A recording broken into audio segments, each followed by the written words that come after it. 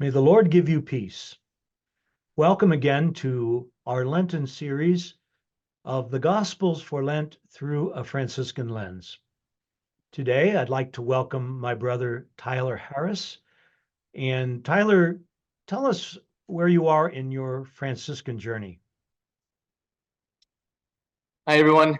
I began my Franciscan journey in 2021.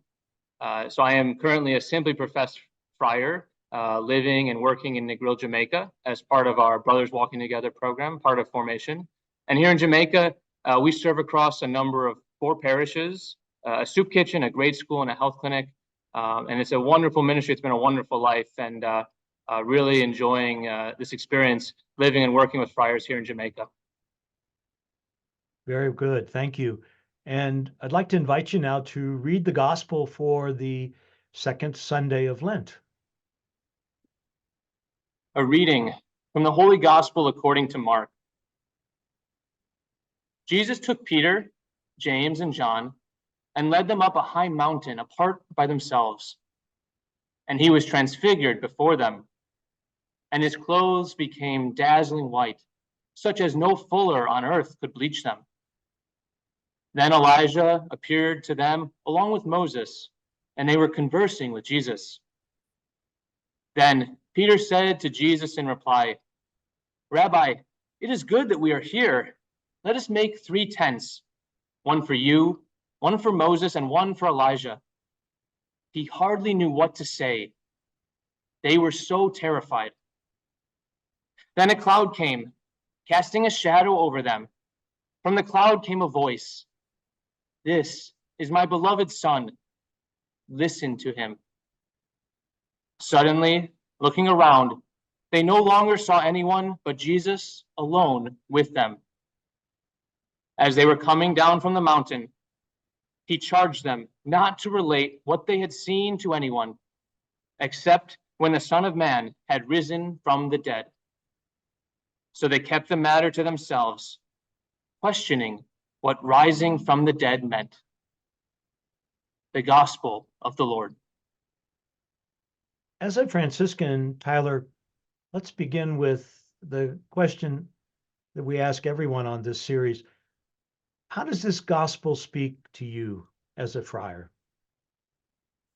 As a Franciscan, this gospel challenges me to see in the transfigured Christ the glorious and beautiful state in which God has created all of us.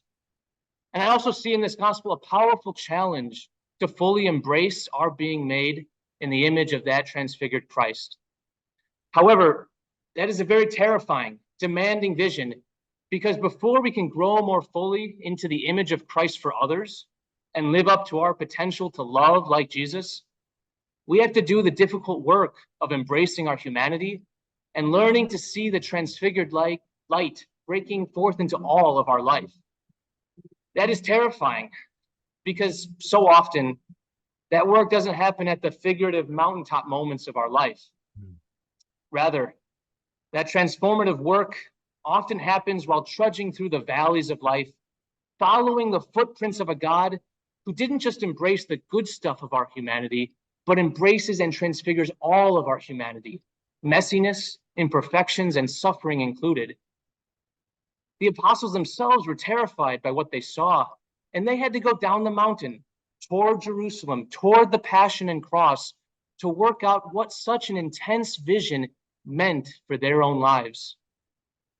But the good news is that Jesus is always accompanying us down the mountain to rediscover his closeness, breaking forth into our life and in the world around us. Think of St. Francis's own journey of conversion. Encounters with Christ during rather dark, low points in his life, when he was questioning and grieving so much, began a lifelong journey that over time transfigured him. Francis went from the man once nauseated by lepers to the saint for whom lepers became a source of sweetness for the soul. Francis went from simply praying with words to being transformed into a living prayer himself. His conversion began with praying before the crucifix, and by the end of his life, he was transformed into an image of the crucified. This lifelong experience of wrestling with the depths of his humanity allowed him, I think, to admonish the friars late in his life with the very powerful words, "Consider, O human being, the wondrous state in which the Lord God has placed you. For he created you and formed you to the image of his beloved Son." In other words, learn to see the image of Christ in yourselves, see the image of that transfigured Christ in others, and allow others to help you grow more deeply into your own authentic image of Christ.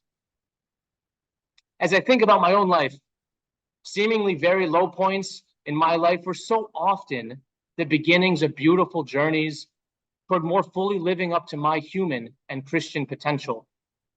Those challenging moments that stripped away false facades, attachments, and egos in my life and made me acutely aware of my dependence on God and others allowed me to glimpse a fuller, more radiant life.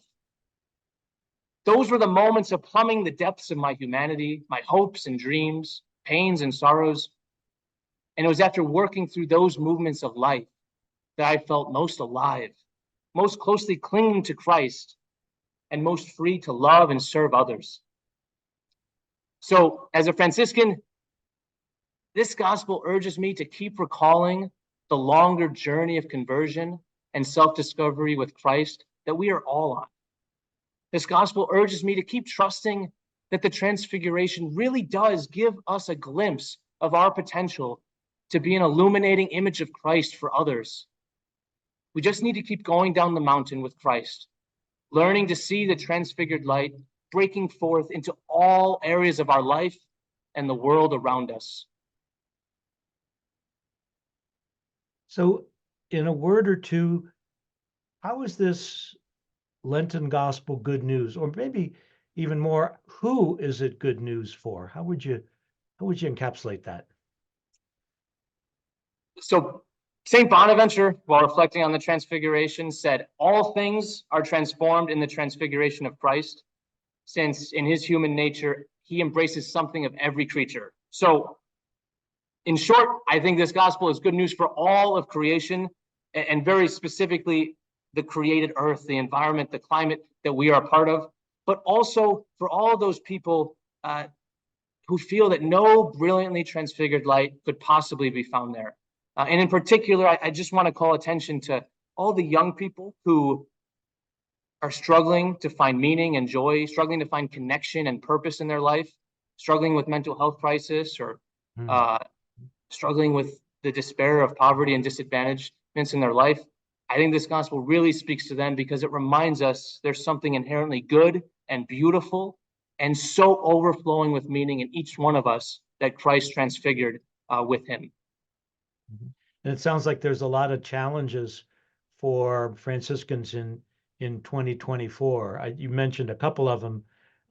One in particular stuck out to me, our care for creation.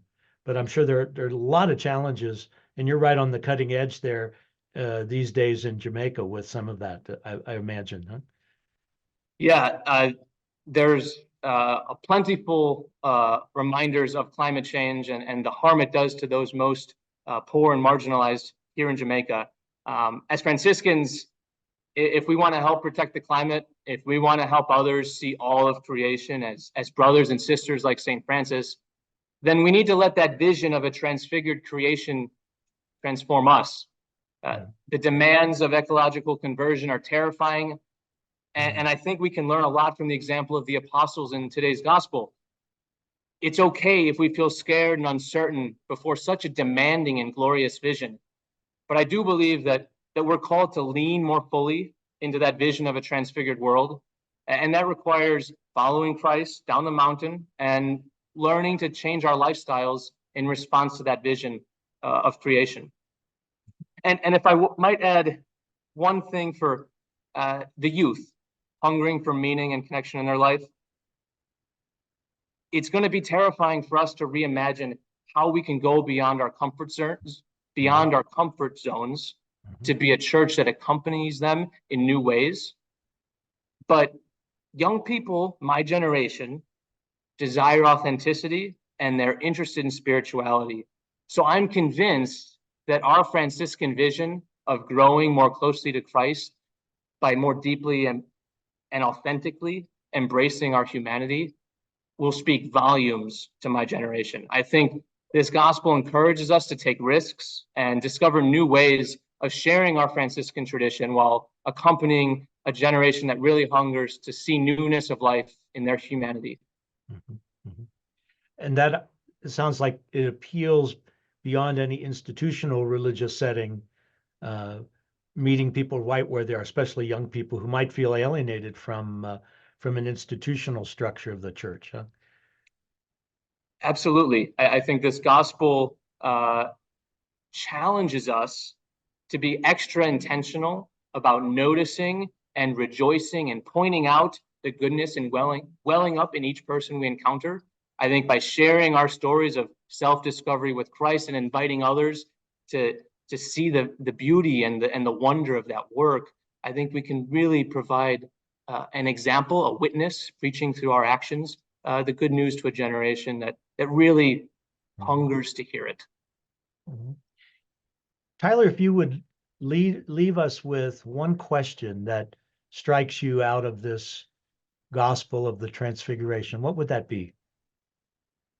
Where is the transfigured Christ calling you down the mountain in your own life? Mhm. Perfect. Please give our best wishes to your fellow missionaries there in Jamaica and all the best in your stay there among the great people of Jamaica. Thanks so much, Tyler, for sharing with us today. Thanks, Greg. It's been great being with you. God bless you.